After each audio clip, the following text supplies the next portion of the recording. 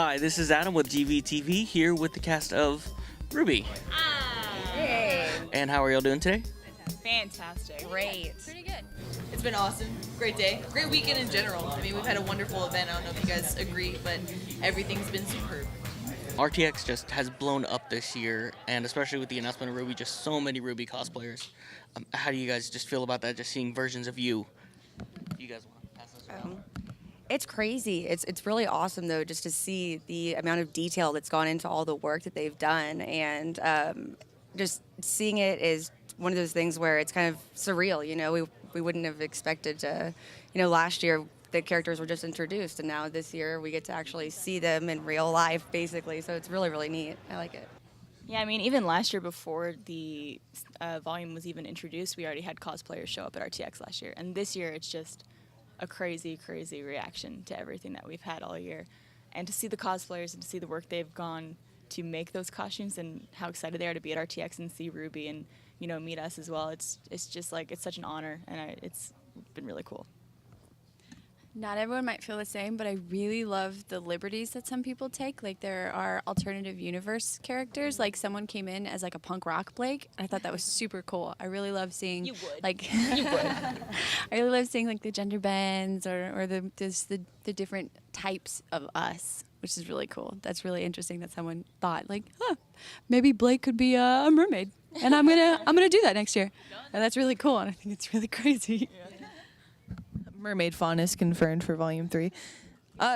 It's exciting. I mean, we've been fans of cosplay as well in general, and I truly feel like it's an art form. People put in so much time and dedication to making sure that they perfectly replicate anything in a show, and just to see that happening now for characters that we play is just it's bizarre. It's absolutely surreal. It's very humbling too, and I completely agree. It's awesome to see people who take their own liberties and interpretations of the characters. I met 2 gender bend rubies yesterday who was like, "Sup? If RWBY was a dude, this is what I would look like." I'm like, "That's awesome, man. That's great. Not only have you taken your time to dedicate to make this cosplay, but you've also created a new character in a sense." It's pretty inspiring, I'm not gonna lie. Yeah.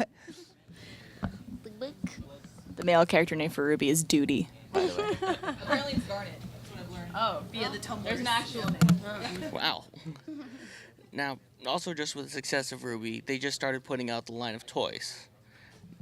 I mean, that has to be surreal seeing, your characters as toys on top of the cosplay, on top of just seeing trailers. And for Lindsay, a lot of people try to mimic the RWBY voice. You're a huntress. Can I have your autograph? It is funny. I've had a couple people message me specifically through Tumblr, and they're like, "Hey, I've been practicing my RWBY voice. Are you comfortable with me doing a video about that?" I'm like, 1, you don't need to ask me. I just have no liberties. Go for it. But 2, like, it's just crazy to think that someone, it's just a voice that I had.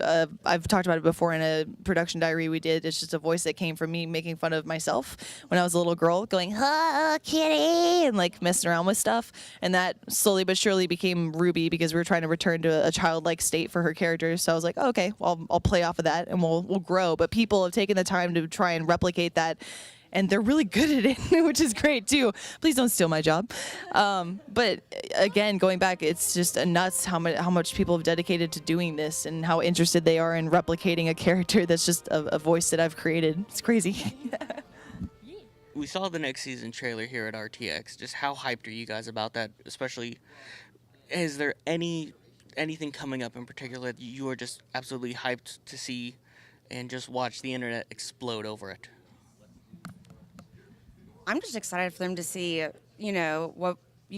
the new characters. I'm really excited for them to see. And I think they're going to go pretty crazy and getting to see not only the new characters, but see more of our story and how that goes. Yeah, I think just developing our characters as well as some other characters is going to be really exciting. But also, as always, the crazy, awesome fight scenes that Monty has planned, which I think everybody's looking forward to. But we've seen some sneak peeks, and I think people are going to be really blown away this season. I'm really excited about relationship development because at the very end, we all kind of finally band together as a group, but now we get to actually be that team, be that group, and like analyze what each of our parts in this team means. And I think it's really exciting to finally explore all of that. Completely agree. And actually, honestly, with the premiere that we had for the first episode of Volume 2, I feel like it already has blown up. I mean, people have been talking about it a line already, just the people who are visiting the panel. And it's not to the public yet. It's not on YouTube or on our website. But already the notoriety that episode 1 has from Volume 2 is just substantial. And I completely agree with everyone else that it's going to be fantastic to dive into the universe that they're in, get a little bit more of a feel of the world that they're from, what each individual character is like, the families they come from. There's a lot of information that the audience still doesn't have yet, and I'm excited to show it to them because we've been waiting. Basically, we're like, oh, I want to tell you, but we can't. Now, with the fight scenes, you guys are still, we can still hear you. You're going, hi, yeah, does kind of Monty, I'm not a voice actor. I'm barely an interviewer. No, I do tech support most of the time for these guys. No, I normally tell the story that they picked me up at Home Depot. Yeah. But does Monty put you guys in the motion capture suits and just kind of, here's a microphone, go out there, go beat up Jordan or somebody? We actually do all the efforts in the recording booth, usually when we're recording our lines for the volume. So Miles and Carrie are usually the ones in there directing us. I have done a little bit of mocap just for some scenes that the animators were having a bit of difficulty with figuring out how Yang would do a certain motion or action. So I have gotten to wear that beautiful black suit a couple times. We spoke about the efforts that we record in the booth, and we have a joke actually of a lot of the efforts, since they're very like grunt oriented because it's fighting. We'll say it's either we're making sex noises or we're taking a giant poo. So it's either one or the other, but it's pretty funny, and it's made for a lot of laughable moments with our directors, with Miles and Carrie, when we're in a booth by ourselves in a little square box, and we're just going ah! Like for as long as we possibly can. Yeah, that was definitely a poop. Yeah. Just with the fan reaction that you guys have had just for y'all being here, what is just the signing experience trying to get from point A to point B? How's that been? Pretty difficult. I think we all know that it's hard to get from place to place, but at the same time, it is really humbling and really awesome that everybody, is able to shout your name and you're like, hey, what up? And it's like, hey, and the love from everybody is incredible, and it's awesome. Yeah, it's a weird position for me to be in, just because since I'm one of the co-directors of the event, I have to oversee a lot of operations.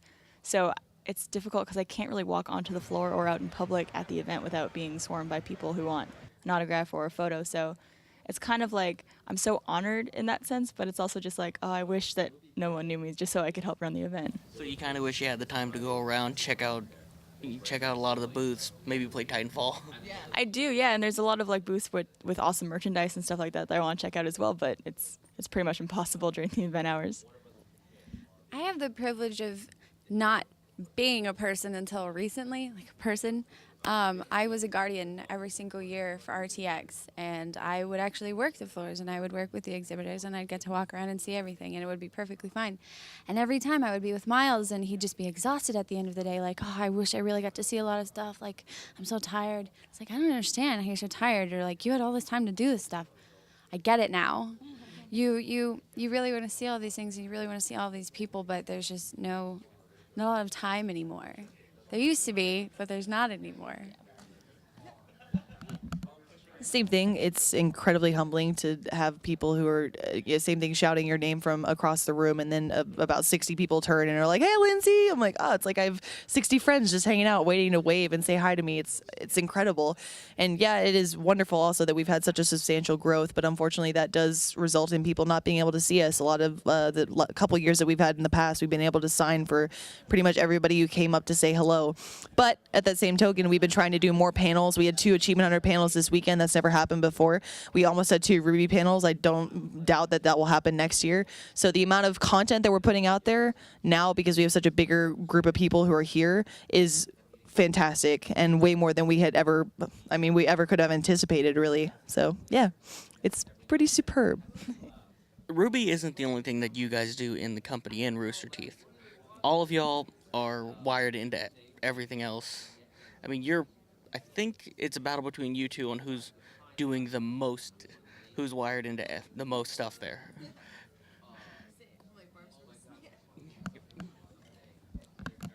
Yeah, I mean, a bunch of us wear a lot of hats at Rooster Teeth. That's always kind of been how they operate. A lot of people take on different roles and different positions at the company. Myself, I'm the community manager. I do all of our social media, and then RTX, of course, is a really big one for me. But then I also do voices for RWBY and Red vs. Blue and some other projects as well, and live action stuff like the podcast. So it's really cool to get to be involved in all that stuff, but it's overwhelming at points, for sure. It is awesome to be involved in so many things. Completely agree. And that's one wonderful thing about Rooster Teeth is the people who are higher ups in each department are very comfortable and welcoming, honestly, and people wanting to explore different areas and approaching them saying, look, I feel like I could help with creative input in this area. Would you be interested in taking me? And they say, absolutely. So it's a great place for a lot of freedom of expression. And because of that, you know, I've been able to join RWBY, same thing with Red vs. Blue. I'm an achievement hunter now. And that was started from me approaching Jeff saying, look, I would love to be involved in this. And he said, absolutely, we'd love to have you.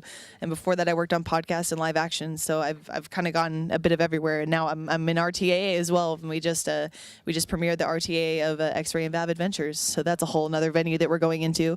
But we at Rooster Teeth, we never stop creating new things. So I don't doubt that every single person on this couch alone and everyone in the company will be involved in several different projects over the course of their time at the company. Yeah, it's really weird. Also, being technical director of the podcast too, and a lot of our broadcasts that we do, and as well as doing makeup for that too, it's awesome to be able to do all the different things that we all get to do, and I think we all feel really fortunate for, you know, the ability to be able to do all those different things and be able to be a voice actress too. It's all in house too. It's great. It's a lot of fun. Thank you all very much for being here.